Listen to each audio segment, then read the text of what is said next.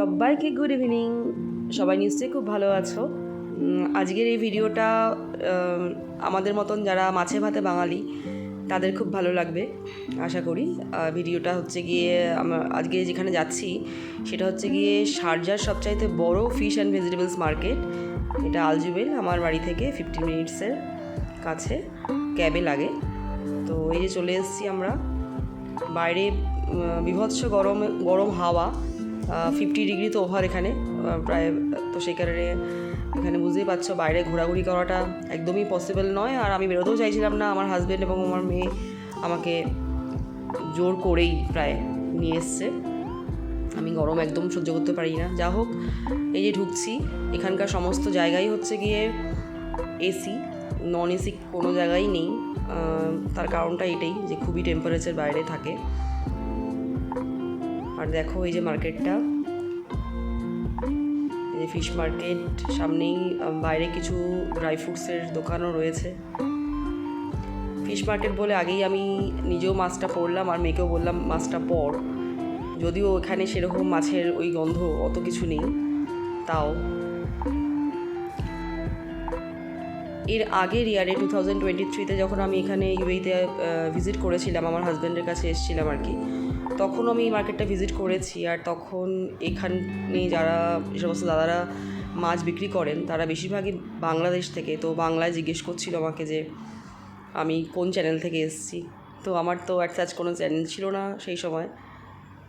যাই হোক, এবার তো আছে।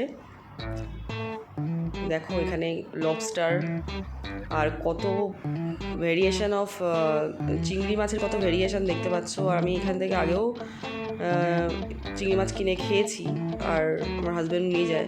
খুবই ফ্রেশ মাছগুলো, এখানে যে কোনো মাছই খুব ফ্রেশ। যে ভেটকি মাছ, এটা কাতলা মাছ, আরও অনেক অনেক মাছ ছিল। এগুলো হচ্ছে শুটকি মাছ, যেটাকে আমরা ড্রাই ফিশ আর কি, যেটাকে বাঙাল ভাষায় বলি শুটকি মাছ। সব রকম মাছের এখানে শুটকি পাওয়া যায় আর কি। আর মাছের আচারও পাওয়া যায় এখানে। কারা যে খায় আর কেমন যে লাগে জানি না। আর এই যে দেখতে পাচ্ছ সোজা কাউন্টারটা, এটা হচ্ছে মিট শপ। এখানে বিভিন্ন রকমের মিট কেটে দেওয়া হয়। আচ্ছা, আর এই হচ্ছে গিয়ে আরও বিভিন্ন রকমের ড্রাইড ফিশ। আর দেখো এই মাছটা কত লম্বা। পাশেই ছিল কিছু লোটে মাছ, কিন্তু এগুলো চেহারা দেখে আমার একটু ভালো লাগলো না নিতে। মাছ কেনার আগে বেসিক্যালি আমরা একটু ঘুরে দেখছিলাম যে কী মাছ কেনা যায়। আর এটা জায়েন্ট একটা অক্টোপাসও খায় এখানের লোকজন। আর এগুলো হচ্ছে বেবি অক্টোপাসের সব। এই মাছগুলোর শেপ পমফ্রেটের মতন, কিন্তু অনেকটা বড় সাইজে।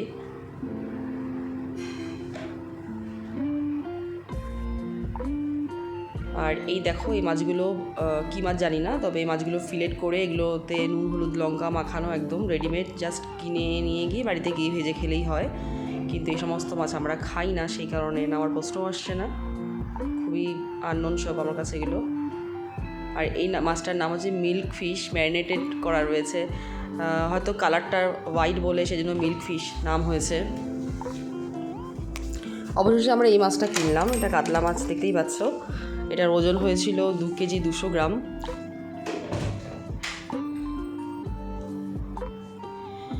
মাছটা কেনা হয়ে যাওয়ার পরে আমরা চলে যাচ্ছি মাছ কাউন্টারে কাটানোর জন্য। কীরকম পিস করবে এরকম এনাদেরকে বলে দিতে হবে যে কীরকম ধরনের পিস হবে, কীরকম সাইজ। তার পাশেই রয়েছে মাছ কাটার কাউন্টার, যেখানে মাছ ধুয়ে কেটে দেন ওনারা। এখানে যারা কাজ করছেন তারা অনেকেই আছেন ইন্ডিয়ার বাইরে, আবার অনেকেই আছে ইন্ডিয়ার, এবং ইন্ডিয়ার হলেও এনারা কিন্তু বেশিরভাগই সাউথ ইন্ডিয়ান। তো সেক্ষেত্রে এনাদের মাছ কাটার টাইপটা একটু অন্যরকম।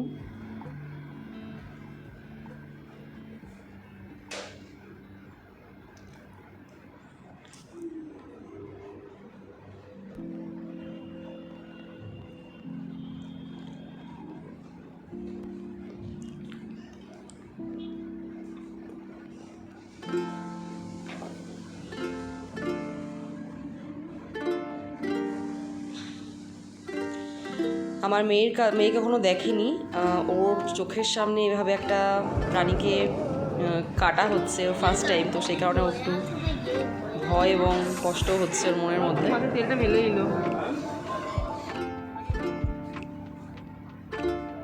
সে বলবে পুরো প্যাকেট করে দিয়ে দিচ্ছি আমি বুঝতে পেরেছি।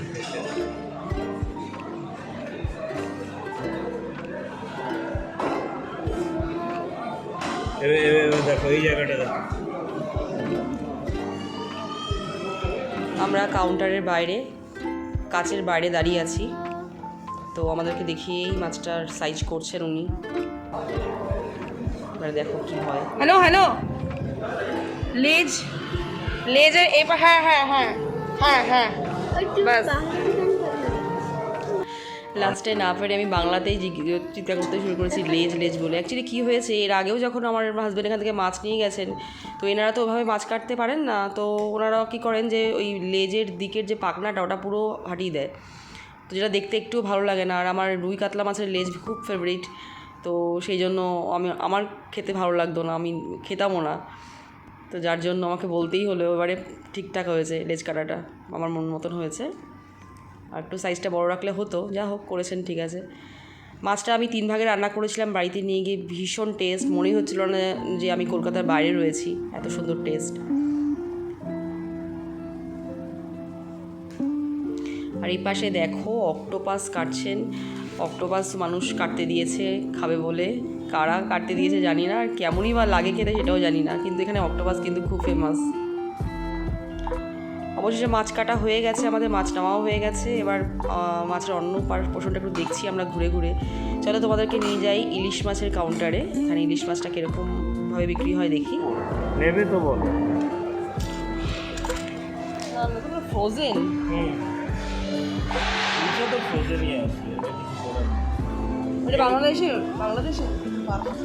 বার্মা, ওগুলো সব ইলিশ না? মায়ানমার হয়ে আসে তো, বাংলাদেশ থেকে মায়ানমার হয়ে আসে।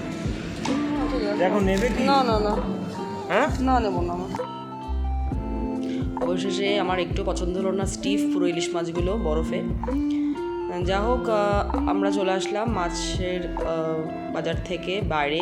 এটা হচ্ছে ভেজিটেবলস মার্কেট, প্রচুর ভেজিটেবলস ফ্রুটস রয়েছে এখানে, আর এখানে অনেক অন্য কান্ট্রির ফ্রুটসও রয়েছে।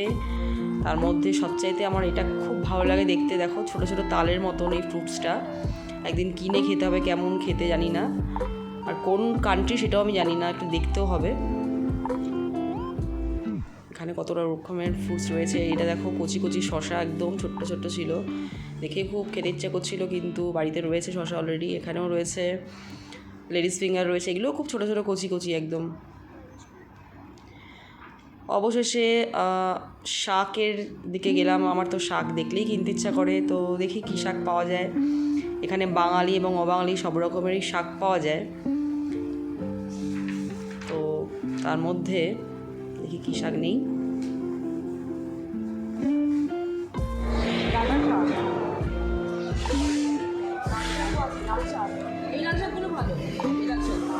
নেবে তো বলো।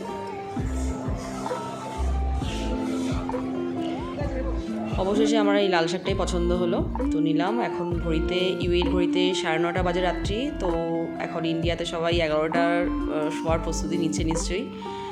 বাইরে খুব গরম, আমাদের ক্যাব নিতে হবে এখান থেকে, আর ক্যাব পেয়েও গেলাম। আর যে ছেলেটি ড্রাইভ করছিল, একটা বাচ্চা ছেলে, ওর দেশ ঘানা, তো ওর দেশের গল্প শুনতে শুনতে আমরা বাড়ি ফিরছিলাম, ভালোই লাগলো। তোমরা খুব ভালো থেকো, আশা করি তোমাদের ভিডিওটা পছন্দ হবে। আবারও দেখা হবে, আমার নতুন একটা ভিডিও নিয়ে আসবো যখন, ততক্ষণের জন্য bye bye, good night, tata.